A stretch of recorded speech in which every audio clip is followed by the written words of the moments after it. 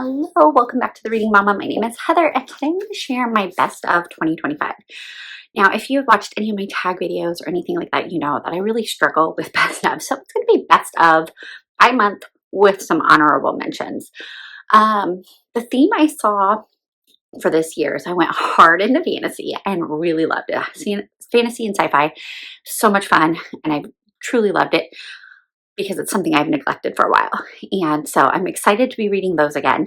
But then also I read a lot of series, and I have learned I am a binger. If I start a series, I kind of have to finish it with a few exceptions.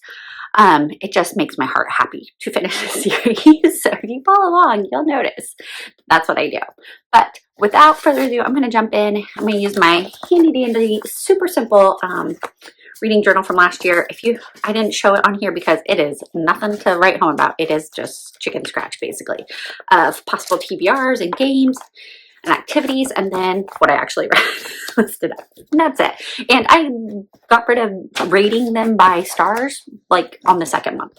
So yeah, I think my overall goal was close to 200, but I'll have to come back and count here at the end. So some of these I own, and some of them I had library or did audiobooks. So I will pop pictures up when I can. So in January, the best book I read was actually one of the last books I read of that month, and it was called I Must Betray You by Ruta Sepetys. Absolutely loved it. I am planning on purchasing it because I'm going to use it in my homeschool later on this semester. But I Must Betray You is a historical fiction set in Romania at the fall of their communist regime. And so you see into what life is like there in Romania as one who kind of sort of begins to rebel. And it was just a very eye-opening and interesting story. If you have ever read about what are their names now? Why can't I? Wormbrands. Then you know also a little bit about it. So Torture for Christ and what is hers? Pastor's Wife.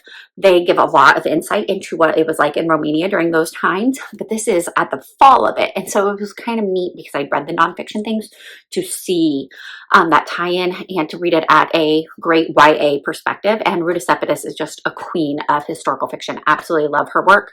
And I felt like I Must Betray You was not quite as, well, there's violence and things like that. It wasn't quite as intense as some of her other books that I've read. So that was my number one. And then honorable mention was The Heir and the Spare by Kate Stradling. This is the only book I've read by her. I'm hoping to change that soon. But I absolutely loved this story.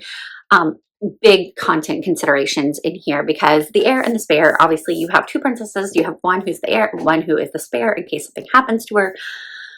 There's a lot of bullying, a lot of just violence and unkindness, very extremely so. But it is a beautiful fantasy story that talks about, just trusting in yourself and finding your own strength, even when everyone else is against you. The tagline says, an evil princess, a ruthless persecutor, and a wretched match. And so it does have a love story that is not, I don't feel like it was romantic-y necessarily, but that there is the love story part to it. Clean. I would let my kids read it if they could handle the severity of the bullying and unkindness. So keep that in mind. I really did enjoy The Heir and the Spare. And then in February, I didn't read very much in February. And so I have only one book, but it may be one of my favorites from the whole year. It's one of the top favorites. And that is Tress of the Emerald Sea by Brandon Sanderson, which is my first ever Brandon Sanderson and has led me down a whole Sanderlinch of going into all of the Brandon Sanderson's Cosmere and everything. But this book is wonderful. And I think I talked about it earlier in one of my videos and talk about how, to me, it was very much like Lemony Snicket writing. If you read any of the Lemony Snicket's books, he has a series of unfortunate events and then like All the Wrong Questions or something like that. And then he has a picture book called The Composer is Dead and a few others. And it is just witty, fun, exciting story, and that's what this was. I was laugh out loud. The audiobook was phenomenal. I went and bought the trophy book, and I actually have my high schooler reading it now because she needed something fun and just silly, and this is perfect for it. Basically, in this story, you're following Tress, who has grown up on an island, has never left the island, has no hopes of leaving the island. She's impoverished, but she has fallen in love with someone who is the Duke's son, I think it is. and he goes out on a journey and doesn't come back. So she goes out to rescue him. And there's all kinds of fun science fiction things, like they don't go on their ships don't sail on waters, they sail on spores, and all kinds of fun nuances, and very the sci-fi meets fantasy, and just it was a lot of fun. The end I did not predict. I did not see the end coming, what was going on, and every part of it was just funny. There's a talking rat, all kinds of crazy things. Let's see here, what is it? An original fairy tale that will delight fans of William Goldman's The Princess and the Bride and Neil Gaiman's Stardust, which are two movies I love and probably should read the books, but it was just phenomenal. I enjoy it. So moving on to March, I was reading through the Anne series as best I could with Chantel Reads All Day, and I loved Anne of Avonlea. That was my best book of the month, because I did a lot of middle grades, and I'll share some of the runners up, but not all of my middle grades were phenomenal, and Anne of Avonlea really was. I haven't read this in a long time. You follow along with Anne as she's a little bit older. She's 16, and she's starting her job as a school teacher. If you've only seen the movies, you don't know. You just don't know. Okay, the books are different. And I really loved it, enjoyed it. I will say my 12-year-old started reading it, and she was like, maybe not for me. And so she's picked up Rainbow Valley rather, and is enjoying that. But in continuing the Anne saga of her, just there were just so many things. I loved Davy and Paul, some of her students in here. As a mother, I just could see, and as a former teacher, I could see the whimsy and the fun of that, and ornery, unique little boys who are causing trouble in various ways always get my heart. So I love those. Honorable mentions were some middle grades, and that would be The Bletchley Riddle by Ruta Sepetys and Steve Sheinkin, which I have done videos on both of them before because I absolutely love Ruta Sepetys' historical fiction, and Steve Sheinkin is my hands down, okay, maybe not hands down, but my favorite for younger grades history books. And so this tells the story of a brother and sister, and they are working for Bletchley Park, which had the Enigma machine breaking codes and all that in England, not in London, in England. And it just is, it's a really fun story. Kind of, their mother is missing. Is she dead? Is she not? What's going on? And just a lot of mystery and fun in this. And I really enjoyed it. The audiobook was phenomenal as well. And I have kids who are reading this as well. Next up, honorable mention for March middle grade was Bark of the Bog Owl, which is a phenomenal allegorical David story. And so it was just so much fun. I highly recommend this for young boys, but I think my girls will like it too. I think I've only convinced one of them to read it. I don't know why. I think I'm gonna have to read it aloud to get them interested in the series. But yeah, you follow Aiden Errolson, and there's like these beachy folk who live in the woods. And so it's got the fantasy elements, but it definitely tells the story of David because he goes out and meets his brothers on the battlefield. And yeah, it's just really sweet and fun, and I really enjoyed it. All right, let's go on to April. April, I don't have my favorite book with me. I do hope to purchase it when I purchase her other newest book coming out soon. And it's by Ellen McGinty. It's called Saints and Monsters, and it was phenomenal. I would say that Tress of the Emerald Sea and Saints and Monsters are my favorite books for the whole year, I think. And Saints and Monsters, you follow a princess who has a disability, and you have kind of the heir and spare mentality again, where her older sister is supposed to become the ruler of their country. And yeah, I'm not going to tell too much because it's been a while since I read it. I need to reread it, but also because you kind of have to read it. So there's dragons, there's princesses, and it's all set in medieval Japan, which is just a fun setting, something totally different. And I think Ellen does a great job, the author, of creating this unique world that has the fantasy elements, which isn't, but it isn't so much you're worried about the magical systems and all these other things. It's a very realistic system. And then you have the dragon lore and all of that comes into it. It is a romantasy in that part, but I feel like it's more of her realizing and accepting herself and being able to do the things that she needs to do with her limitations of her disability. And so it's really phenomenal. Go check it out. Indie author, she's just phenomenal. My, honorable mention for April was Sunrise and the Reaping, and I have the dust cover off because dust covers are just annoying when you're trying to hold a baby and interrupted. So Sunrise and the Reaping was my honorable mention for April. if you don't know about it, go check it out. It's Haymitch's story from Hunger Games. And like I said, I've been rereading the whole series this year, and I'm in the middle of rereading this one, and it is like heartbreak on every page, even more so after rereading the others.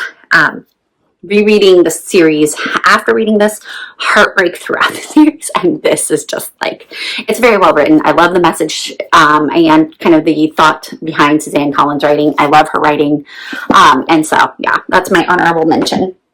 For May, my favorite book, I'm going to say I read 16 books in May, and there were a lot, and there were some that I really loved the story, but they had some issues, so they weren't my first ones. But I really enjoyed The Great Alone by Kristin Hannah. I read a lot of Kristin Hannah earlier in the year. I don't like the spice. I don't like the swear words. But I did enjoy The Great Alone. You follow a mother and daughter and father who go up to Alaska.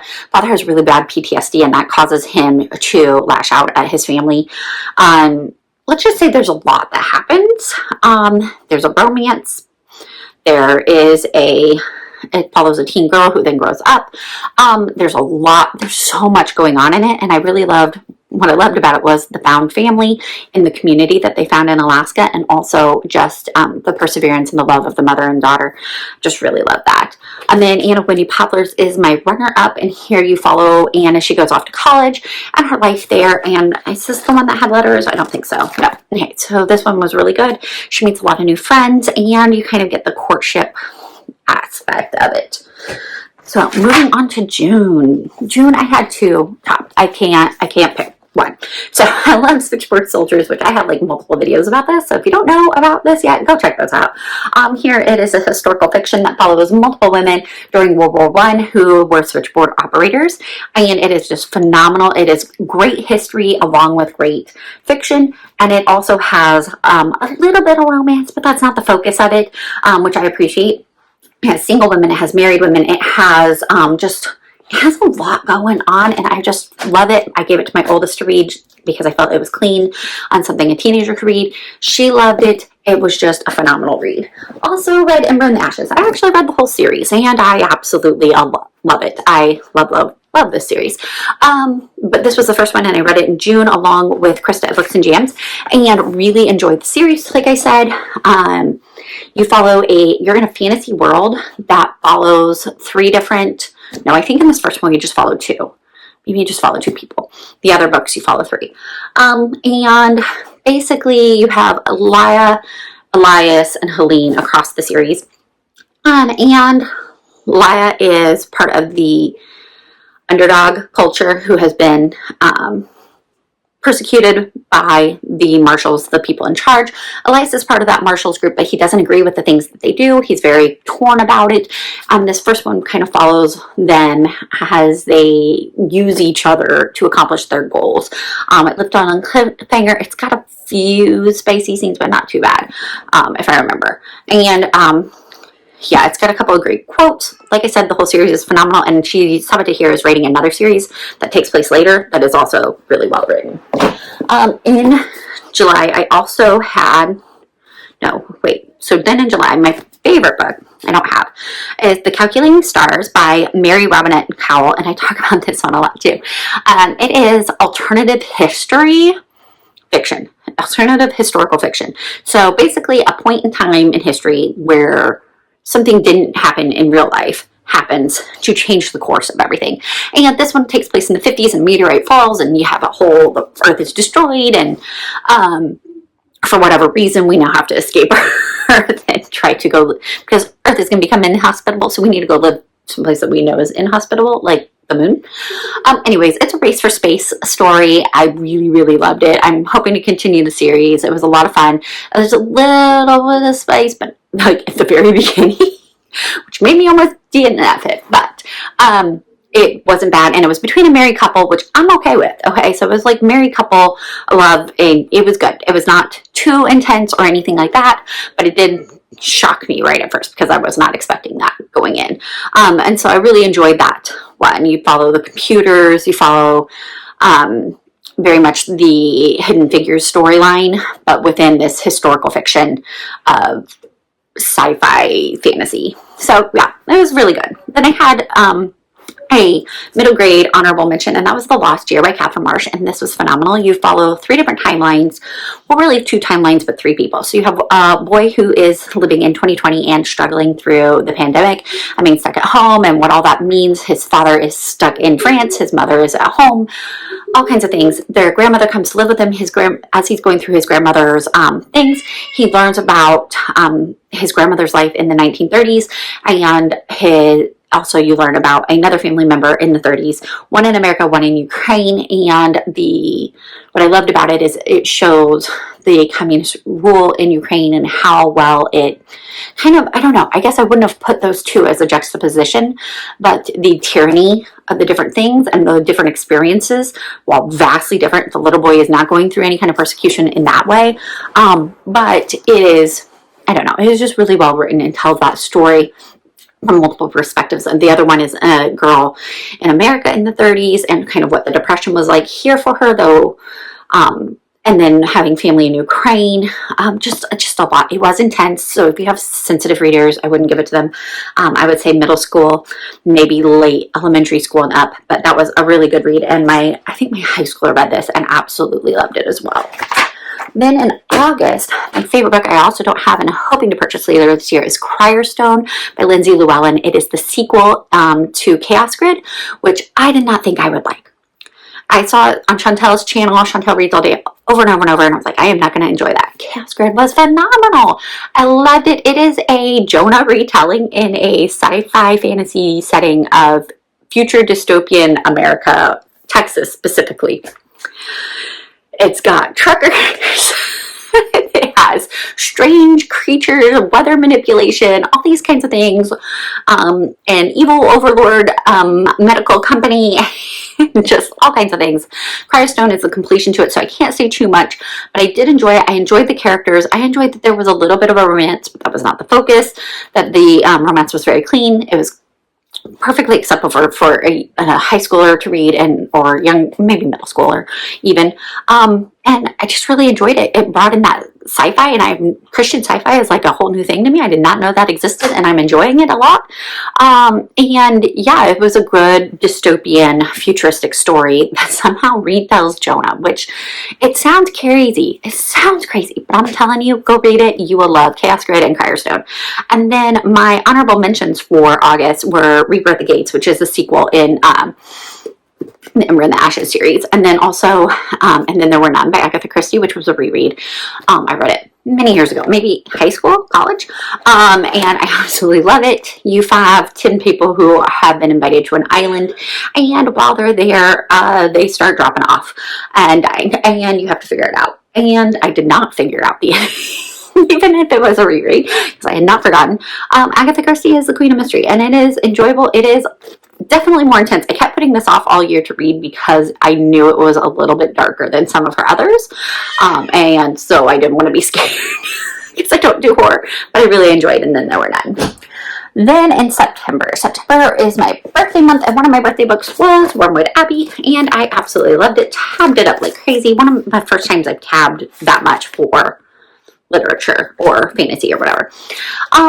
Victorian England with dragons. Yeah, I'll just put it there. It says, as a Victorian clergyman's daughter, Edith Worms has seen everything until a mythical salamander tumbles out of her fireplace into her lap. Really loved it. It's fun, it's cute, it's sweet, it's innocent. Some of them, I read the whole series, and I love it. I have a whole video about it if you want to know more specifically. Book 2 is little off, and 3 is like, whoa, what happened here? Because you have a mad scientist come in, and then it gets better all throughout. I really enjoyed it though. It was one that I had to just binge read because I loved it, and it was because it's clean, it's fun. I love the literature drops. I love the homeschool drops. I loved that it was clean and fun, and I would give this to my kids. The other books, I don't know if I would give them to my kids, but I did love this one. And then a runner-up was the entire, I don't remember what it's called. It's the Cinder and all of that series. I read through that, and that was my honorable mention for the month. Really enjoyed it. That is a YA futuristic sci-fi fairy tale retelling. And so Cinder follows Cinderella. Scarlet is Red Riding Hood. What are the other ones? Let me see here. You have Tress, which is Rapunzel, very much the Tangled Disney, and then Fairest, which is Snow White. And so, yeah, it was very good. I enjoyed it. It was a lot of fun. It was good. Then October, my #1 book was Mistborn, which, like I said, I'm going into Sanderson land, and I have really enjoyed it. These are chunky books, and I do not recommend this version because the print goes like all the way into the seam there, and it's just a pain to hold them. They're short and chunky, and the other ones are chunkier than this one, so they're a pain to read. So I enjoyed Mistborn. Phenomenal, loving the series. Honorable mention, Red Rising, big content consideration, but it's a great story. And then November, my favorite was finishing up the Recorder series with Guardian. It was my favorite for the whole month. I read a lot of books that month, and this was just phenomenal. Totally binge read, Christian sci-fi, and I talk about this in some other videos. But yeah, she followed the Recorder, and she learned about what the real world was. She's been sheltered from it and doesn't know fully what's going on, and she comes out and learns about what it is, and you follow her story throughout as she learns the importance of found family. And last but not least was December. I read a ton of books, but this was probably my favorite for the whole month. I have a lot of honorable mentions that I will go through briefly here in a minute, but yeah, I just enjoyed the series so much, and that was my favorite. Other books I loved in December were Heir, which continued the Ember and the Ashes series, All Systems Red, This Woven Kingdom, Once Upon a Broken Heart, Well of Ascension, and Oathbound, and that was just a whole bunch of series, basically, varying fantasy sci-fi worlds that were just phenomenal, and I'll pop all the pictures up here so you can see them. Thank you so much for watching, and if you have any questions about any of the titles I shared today, drop them below and I will try to answer them. And if you made it to the end of this video, drop me a book emoji, celebration emoji, whatever you want for end of the new year, and hopefully I'll see you in the next video. Thanks again for watching. Have a blessed day.